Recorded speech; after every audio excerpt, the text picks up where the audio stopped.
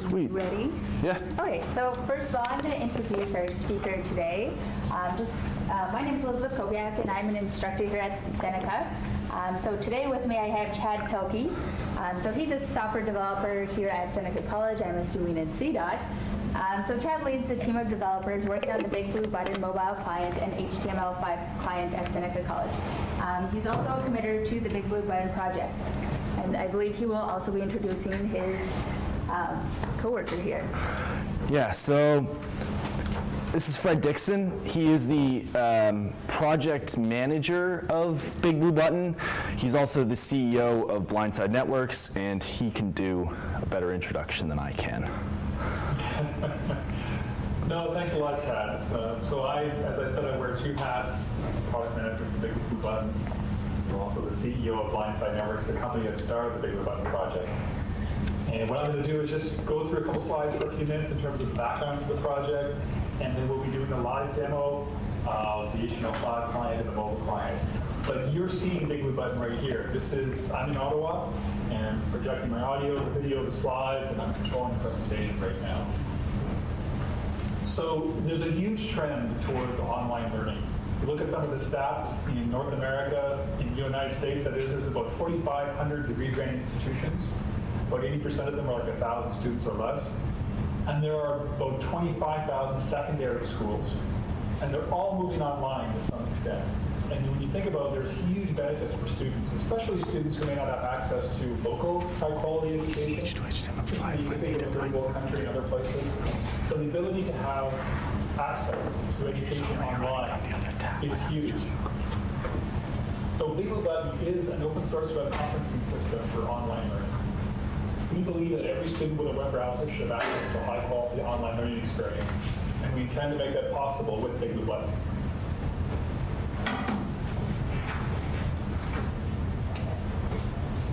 So there are three use cases that we focus on. One-to-one collaboration, which is virtual office hours, small group tutoring, coaching, small group collaboration, so it might be a few people in a room together, and one-to-many. And with the newer version, we actually recommend BigBlueButton now for 50 users or less. But this is not hard-coded. It's an open source project, with a lot of hardware in it, good bandwidth, good network, you can go higher, but we recommend 50 users or less. There are three clients in play right now for BigBlueButton. You're seeing right now the Flash client, which runs on Mac, Unix, and PCs, desktop, and laptops. We're also working on a mobile client, Android and iOS, and an HTML5 client, both of which will be showing you builds during this presentation, and both of which we hope to have out to our open source community. But before the end of 2014, we call it a preview release or a beta release. There's lots of more work to be done, but you'll see we've been making a lot of progress.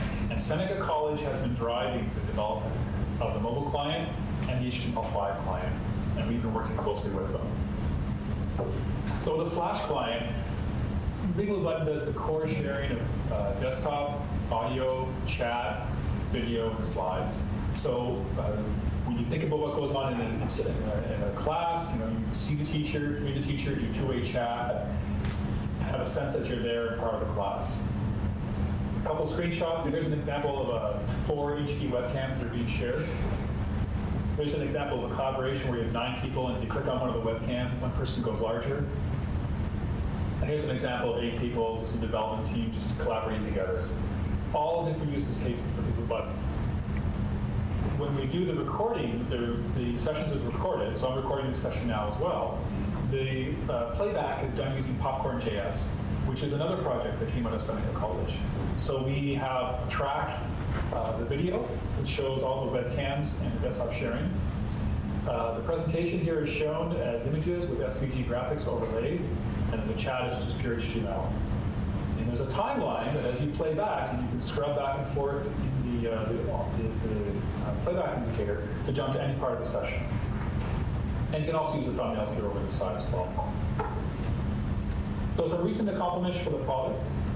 We recently have now got in WebRTC audio into the product. So I'm actually broadcasting my audio through using WebRTC. This is high quality, low latency audio that uses a really good codec.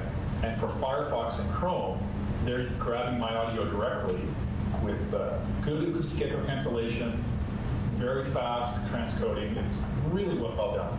So when you think back to our goal to provide remote students a high-quality online learning experience, this is what we've been working for the past over a year to try to get this level of quality audio into the product. And it's there. It's there, it's in it, and it's part of the whole open source project. So we're really happy with this. We are a global project, so we have contributors all around the world. Some of us are in Canada, some of us are in Brazil, some of us are in Ecuador, and we've had pull requests from people in Canada and the United States, and Europe, and China, and other places. So the project has been involved in operation now for almost 6 years. In fact, Richard Alum, the developer of it, has been working on it now for about 7 years. And it takes it's just a sustained amount of effort to do this, and it's not an easy project to do. But we're working on now, what you're seeing is a beta for our 12th release. We have it localized into almost 60 languages, with the top 15 languages over 95%. This is crowdsourced through Transifex. We put up our strings, our community updates the localization for their language, and then we pull down and build it into the product. We've had a number of developer summits. This was the developer summit last year, and this was in Brazil. So you can see Chad right there, and and this was down in Porto Alegre, Brazil. There are 2 groups down in Brazil working on BigBlueButton. One is the University Federal de Rio do Sul, and another one is a company called IMT, Young Kidders. Brazil is big on BigBlueButton too, and we're flying down there next month for another summit.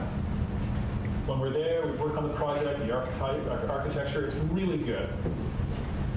And this was the summit that was just early this year in April. We held it in Canada, Ottawa, and then we're going to be back out in Brazil next month. A couple other things. Mozilla has been a great supporter of our project. Last year, they had the Mozilla Ignite Challenge through US Ignite to foster the creation of applications that use high-speed networking. So we made a proposal to do high-quality open-source web conferencing that built in HTML5 and WebRTC. Partnered with Dearborn, Michigan Public Schools to do it. They just deployed now BigBlueButton, a beta of our newer release with the WebRTC audio. So you may see some tweets from Chris Kennenberg. Because of the work that we did with Mozilla Ignite, because of the funding we received, we actually got on the White House blog. So the top 3 funding projects got there, so we got on the Office of Science and Technology Policy. And last fall, we were awarded one of the best open source applications by InfoWorld. A couple of the quick statistics. The mailing list is quite active. We've had a number of stars on GitHub, a number of forks on GitHub. So again, this is a community that's built up over a number of years. There are a lot of projects that we build on top of BigBlueButton. 2 of them I always want to give credit to is Red5, which is an open source implementation of Adobe Flash Media Server. It's doing all the real-time sharing of content and messages. And FreeSwitch, which is an open source soft switch.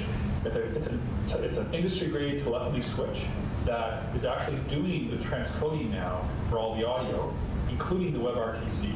So whether you're coming through the phone or Flash or WebRTC, it mixes it all together. And then it gives us a WIP file that we can use for the record and playback. More recently, we started to use Node, Socket.io, and Meteor. This is for the HTML5 client, which we'll be demonstrating in a few moments. We focus on the educational market space, online learning. So there's a lot of integrations we have, like the Sakai, Moodle, Canvas, Camilio, other LMSs as well. And on our website, you can see lists of other open source integrations. We also got BigBlueButton certified for learning tools interoperability from the IMS Global. This is the emerging standard for an LMS, a learning management system like Blackboard or Moodle, to connect to an external tool. So I'll talk a few moments about the latest release. This is what you're seeing right now. Definitely the audio improvements. We're really happy with the work that went into it. There's an improved audio settings dialog so that users will have a chance to test their audio before they get into a session. That is, they have a chance to test if the microphone is working. We want students to go in and be able to have a functioning microphone. There's a global audio, which is like a streaming-only audio. Helps out with more webinar-type applications. Start-stop recording, ability to lock users down. And we have packaging now for Ubuntu 14.04 64-bit. And there's a roadmap at our website in terms of what's still ahead. Just in terms of the architecture, this is what it was for the last release in terms of the audio. So the Flash client would send the audio to Red5, and there's a little component here that would make a SIP call to FreeSwitch. And it would do the transcode the audio, and then it would come back through the stream. Now, with WebRTC audio, we're using a JavaScript library called SICJS, which does a signal ending, the free switch. It's actually version 1.5. And then the browser, Firefox or Chrome, sends the audio stream directly through free switch through UDP using the Opus codec. And it's great. You can hear the quality here. And this is the audio chooser. You can choose microphone or listen only. Again, if the users just want to join, if the student wants to join listen only, it's very easy to do that. And we give them a private session, a private echo test to make sure that the microphone is working. And then we have the ability to start and stop recording as well. So if folks at Seneca College, if we're using BigBlueButton to teach students online, they could choose what segments of the class are going to be visible to students in playback. So they could start and stop the recording, they could stop it during a break, start it after the break's over. This is probably the most requested feature we have for the product. Okay, so Chad, I've got the HTML5 demo first. Farhad's switching to it now. Kind of coordinating with each other. So I'm switching to it now. Okay, so You're on. Can you see the HTML5 client right now? Yep. Okay, cool. So I have it loaded here. So I'm on the Flash client. So if I go back and forth, you see the updates on your screen? Yep. Okay, so this is going back to what I said a few moments ago about Meteor and Node.js and other technologies. This is what we've been working on. Is there's no Flash right now. I can chat and say hi, and Chad can chat back with me as well. I can move the mouse around. So what I'm doing is I have another BigBlueButton client running. I'm using the desktop client. The first version of the HTML5 client won't be set up to do presentation mode. We don't need to solve that problem first. We need to be able to let a user who's on an HTML5 only client come in to connect into the session and see the teacher, hear the teacher, do two-way chat. And we also, we'll try it here with the HTML5 client, can use the WebRTC audio as well. It's just HTML, there's no plugin required. So if you're on an Android device, which has Chrome, which supports WebRTC, you'll be able to send and receive audio. If you're on an iOS device, you would not be able to send audio. There's no way right now for the Safari browser to allow you to access the microphone. However, there are some projects that are trying to bring a WebRTC-enabled browser to the iOS devices. And should Apple ever allow WebRTC or enable WebRTC, we would be able to benefit it directly here. Okay, so if you switch back, and there's going to be questions at the end, so we're going to do one more demo, and we're going to leave lots of time for people to ask questions. Switch back to the Flash client, or you should be able to see. Done. Okay, so a couple of screenshots here, and I can just highlight. There were, you've got a users list where you can see who's connected in. This is all HTML5. I literally did a screenshot of this morning. You have the ability to show and hide, like the users list, the whiteboard area, the chat area. This will let you join the audio through WebRTC. And you can raise your hand as well. Very important. And then there's the name area, so that was kept in sync as I moved the mouse in the presentation around. And then there's the chat area as well, where you can do public and private chat. Really straightforward. We want it to be super simple, so that if you just connect in, you're not having close to a laptop or desktop, you can come in and watch the class live and participate to some extent. Okay, that's just a more close-up view of the participants area. And that's a close-up view of the chat area as well. Okay. So our goal, as I said before, we're going to have, these are just builds, we're going to have, as the open source project, before the end of the year, we're going to be doing some more work with this in Brazil next month. Before the end of the year, we'll have an announcement made in the BigBlueButton developer mailing list. Okay, the HTML5 client, here's where it's at. So here's how to set it up, here's how to try it out. There's some instructions there right now, but they're kind of old. We're really just trying to make sure that the HTML5 client works with the latest release of BigBlueButton. And we're getting pretty close. So just in terms of what's implemented right now in the HTML5 client, two-way public and private chat, two-way audio, the presentation area with shapes, the annotations we're still working on. The user is informed if the connection drops with an automatic reconnection. There's a limited test suite right now. So we're trying to really, because this is like a rewrite of the client, we're trying to really do it so in a way that we can really maintain it and grow it. And if you think about the HTML5 server and all the connectivity to the various LMSs, the record and playback, or API, all that's in place. The HTML5 interface is really an alternative client, an additional client to the BigBlueButton server.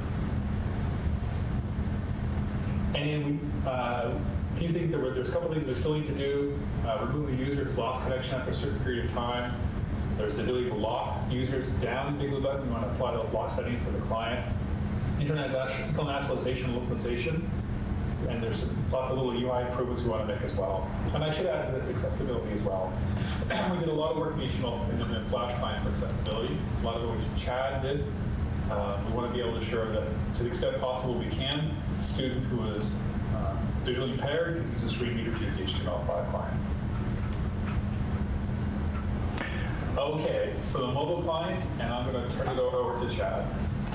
All right, so I was supposed to do a live demo. I tried to set it up, but I couldn't get it to work today.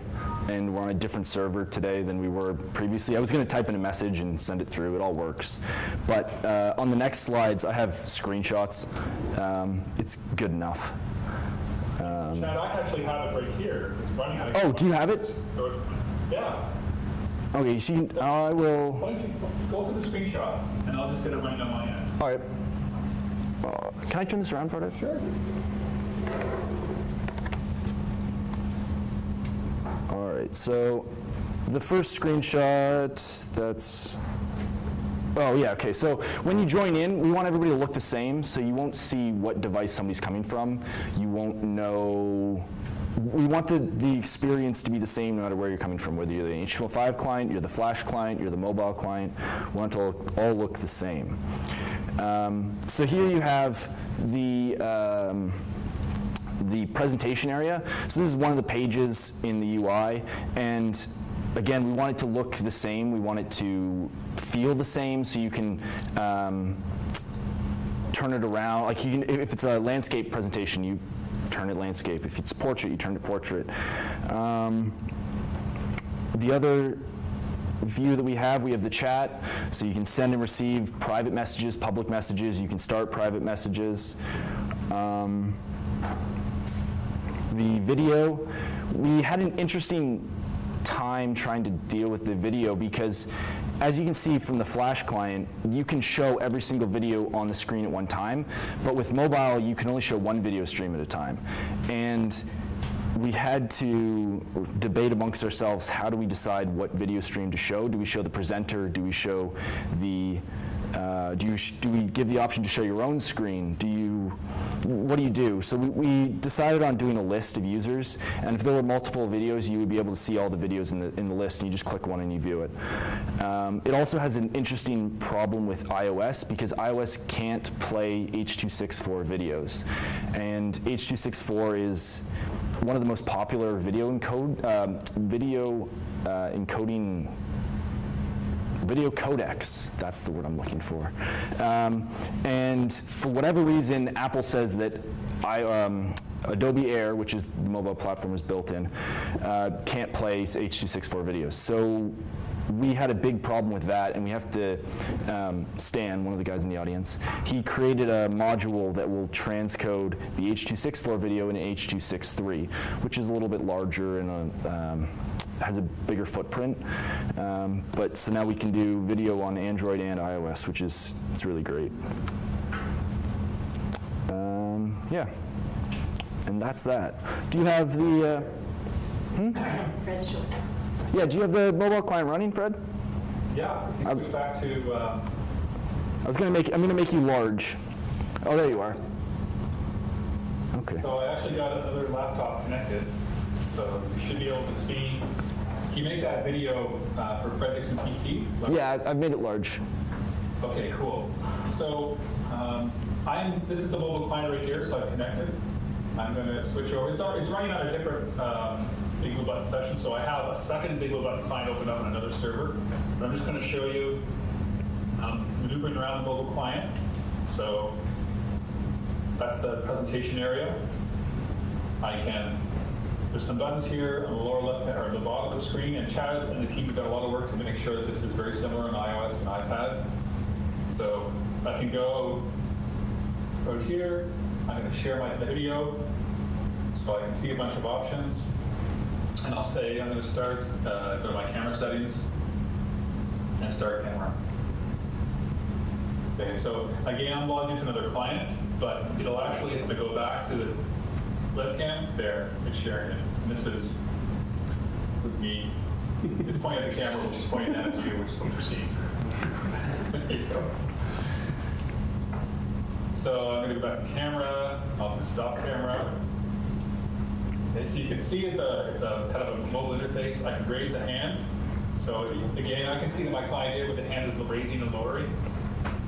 And I can do audio as well. So if I share my microphone, you should have heard that. So you're going to a single person. If I stop sharing, it'll use the audio. So we did a lot of work. This is like probably the second or third revision of the UI. And Chad, you've been doing a lot of work, like to clean it up and to rewrite some of the parts of it. Maybe you want to talk about the work that you did over the last couple of months to just unify the UI. Yeah, so the UI, it's been a big problem, mainly because we have to live within the Adobe Air and Adobe Flex frameworks, and we have to deal with the constraints of those. We can't do everything we want to do. So we put in a lot of work, and a lot of the work was done by Gary, who's also in the audience, to make sure that the experience isn't laggy. And the Adobe Air has a lot of problems with performance because it's a runtime on top of an OS that doesn't necessarily have direct access to everything. So it's a little bit wonky in areas. But we have it so that it's pretty good right now, and it's been a lot of work and a lot of time and effort to try and make it like that. It looks, from the outside, looks very simple, but yeah, there was a lot to it. Cool. The chat. It is really cool. Like, I mean, you know, we were unsure of how far we could push Adobe Air. And the idea was that, from the user's point of view, they just want a mobile client. You know, that ideally they can install off the Apple Store or the Google Play Store. So the shortest path for us was to not try to rewrite an entire brand new client. We may end up doing that at some point in the future, but to see how much of the existing code we could take in and build an Android or an iOS application. And it turns out you can get pretty darn far. So you're seeing right now is kind of the realization of what we tried to do to get as much of the simple UI as possible that would be native for a mobile client, but still reuse some underlying components. And that's going to get us to something with which users can try out the game before the end of the year. So at this point, if you really, you know, we covered a lot, and I know we wanted to leave some time left. Chad and I would be more than happy to answer any questions folks have. Go ahead and ask. I can probably hear it through the audio thing. It's good. We tested it earlier, so if you ask questions, I can answer questions during the call.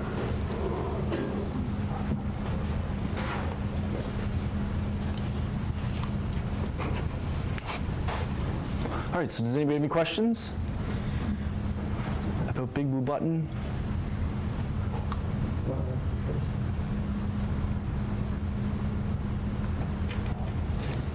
What was the maximum number of users basically running that one session?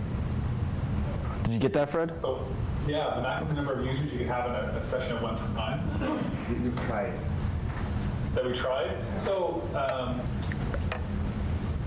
I'm hesitant to give a number out because a lot of people perhaps aren't nuanced in the provisioning of the server, and they'll just assume that somebody who said, oh, I heard somebody on some server somewhere had this much, therefore my virtual machine running on my Windows XP behind a residential broadband network will be able to support the same number of users. But I would say we have over 50, like with my Blindside Networks hat on our hosted environment. We have very powerful dedicated servers which we provide for universities and colleges to run BigBlueButton, and we tell them 50 users or less, but don't worry if you go over a little bit. But you know, if someone came to us and said, I want to use BigBlueButton for 100 or 150 or 200 users, we would recommend them to go to find another product. And not because BigBlueButton perhaps couldn't be configured to do it, but there's no upside for us to tell people that it goes higher than what we're comfortable with. You think of the use cases, the one-to-one, small group collaboration, and 50 users or less, and you think of the whole spectrum of possible scenarios in an educational context. It's like a pyramid where the more users, the higher you go up the pyramid. So where you need to have a need for like over 50 users or over 100 users, the size of the pyramid at the top is very small compared to the rest. So we decided early on, we're not going to try to do everything for everybody. We're not going to build a system that has every feature that everybody could possibly ask for. Nobody would use it.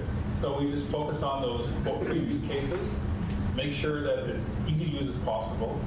With my product management hat on, I focus on stability first, because if it's not stable, no one would use it. Usability next. If they can't figure out how to use it, doesn't matter what the feature does.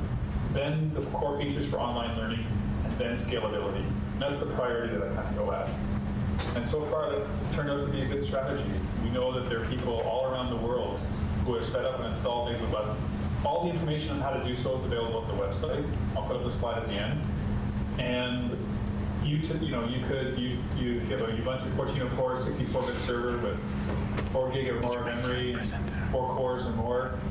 You can install BigBlueButton on it. It is now your web conferencing server for online learning. And integrations for Moodle and Sakai are already there. We've developed and support them over the last number of years. So it's a good question on scalability, but it's one that I don't worry about too much. It's kind of our focus is to make sure our customers, our development community are really well taken care of, and then over time, as computers get faster and as BigBlueButton gets better or more scalable, then we'll have a higher.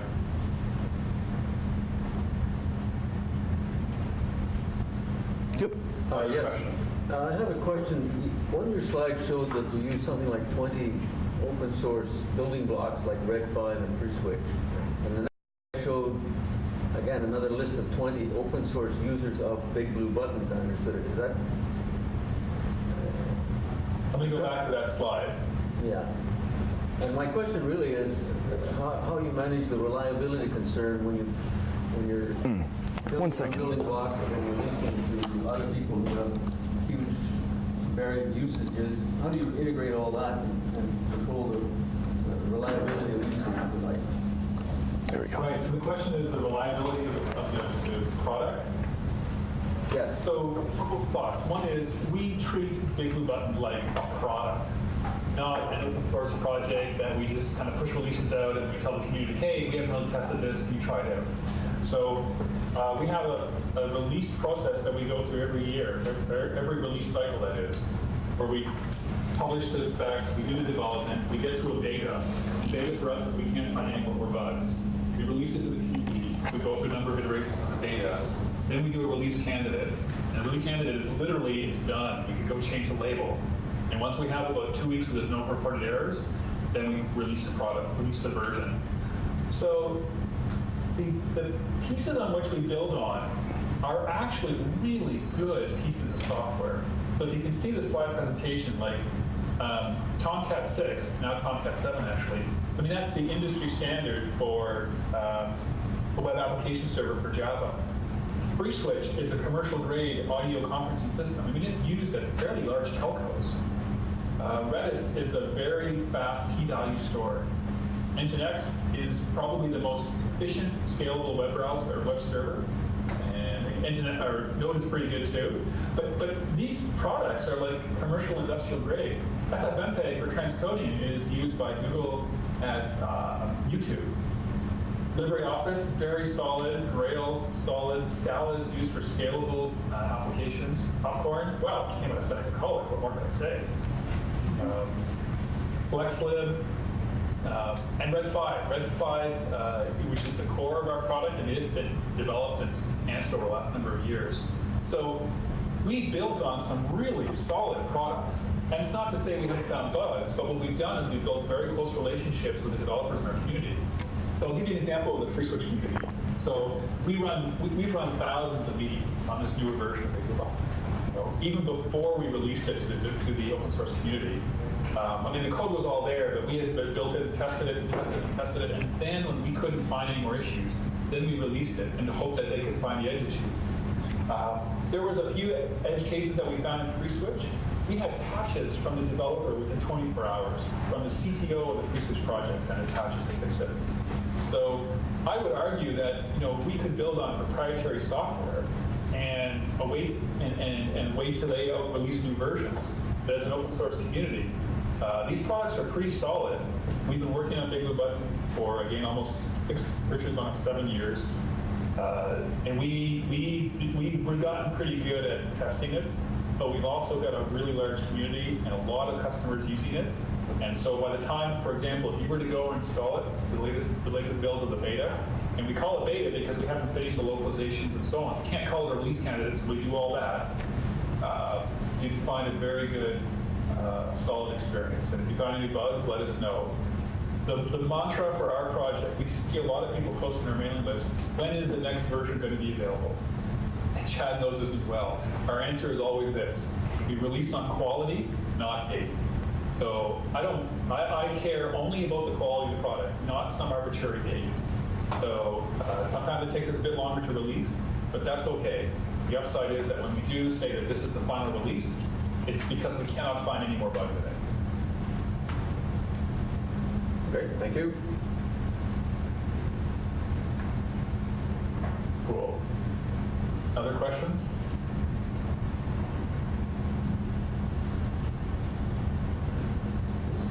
Maybe while you're thinking of it, let me share with you just a little more of the relationship of Seneca College to the BigBlueButton open source project. As I mentioned earlier, Chad is one of the committers of the project, and Fardad, who's there as well, is the faculty member who's involved in the project as well. Seneca College has been working on BigBlueButton for probably almost 3 years now. Some very key components of it, and through funding from OCE, which Blindside Networks provides co-funding into it, there's a chunk of money that's gone into Seneca College so the students could work on BigBlueButton, that they could get visible achievements on their resumes to build up a brand for themselves, but also it has been really good for the open source project because some of the components of BigBlueButton are done by Chad. Chad worked, last year we were updating the last release. I mean, there was months of work that went into polishing UI. Chad and I went back and forth for weeks. I just kept finding the absolute, anything I could find to make UI simpler, I would go through it. We talked with Chad would go off and do it. And so the mobile side, well, a lot of the core developers have been working on the platform and the Flash client. Seneca College has been working in over a year on the mobile client and working with us on the HTML5 side as well.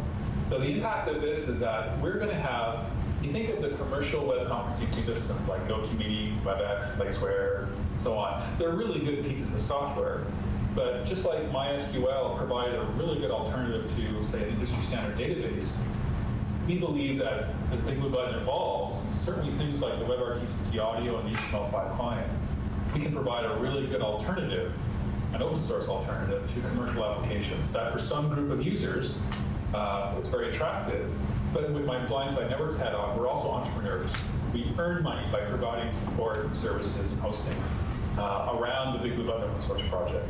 So the model is we're well motivated to make sure the software is super solid so that people get a good experience with it. And then some of those look for commercial hosting and support, which we can provide as well. And I have nothing but good things to say about Seneca College because they've enabled us to, do the HTML5 client, accelerate it, and also, more importantly, pretty much create the mobile client. And it's a testament to the work and the diligence and determination. This is not a small project. This is something that's spanning years. But you keep working at it, you achieve. Seneca College has been a really great partner to work with.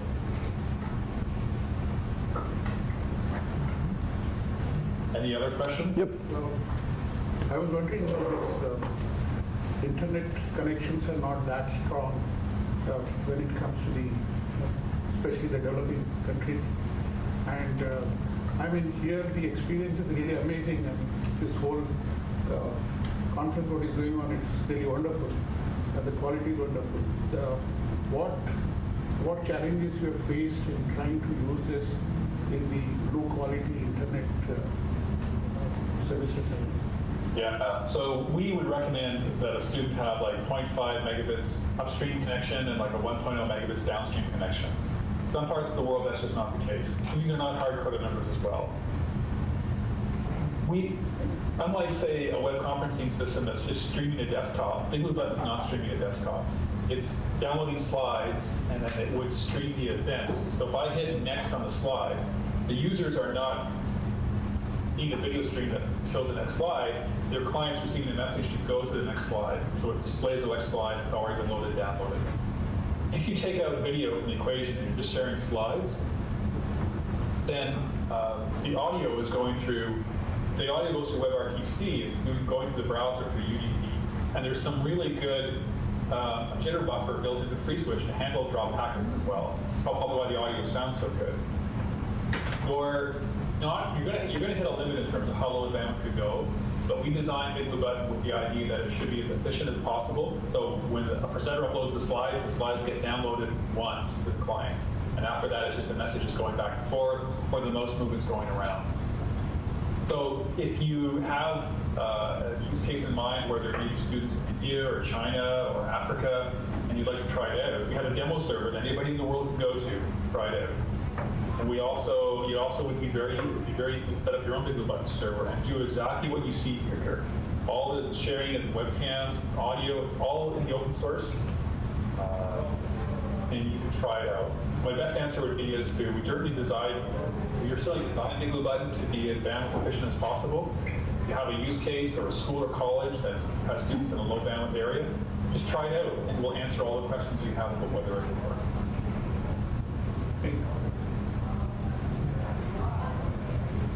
Other questions? Yep. What's your project use Scala?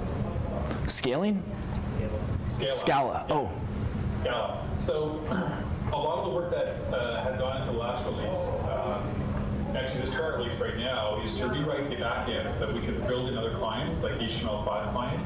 So a lot of the underlying message passing is Scala and Akka. These are very good specific languages built on top of Java for creating multi-threaded systems that use actors and promises to send data, get events back. So yeah, Richard Along, the CTO, we have rewritten parts of BigBlueButton over and over again over the years as we get better and better at it. So the Flash client probably been rewritten at least 3 times. And the back end has been rewritten a number of times, and there was a big sweep through it to make it more modular, so that all the events now in BigBlueButton are JSON messages. They all go through Redis so that other components can connect into them. So when I did the HTML5 client a few minutes ago, the HTML5 client is connecting through Meteor, and Meteor is using MongoDB when it's getting the messages from Redis as JSON.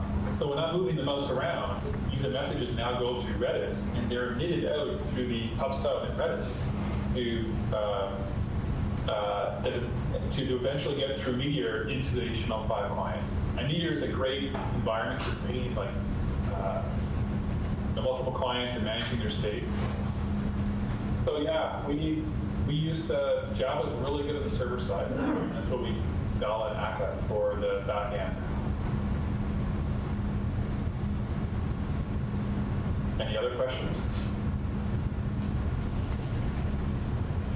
By the way, I want you to know that because you came to this session, you all get a free copy of BigBlueButton.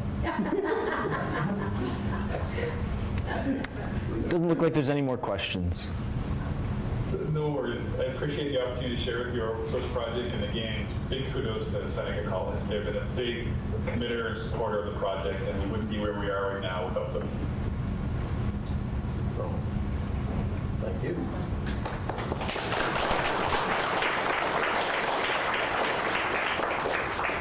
So I'd like to thank Fred, of course, and Chad as well for doing this great presentation for us today.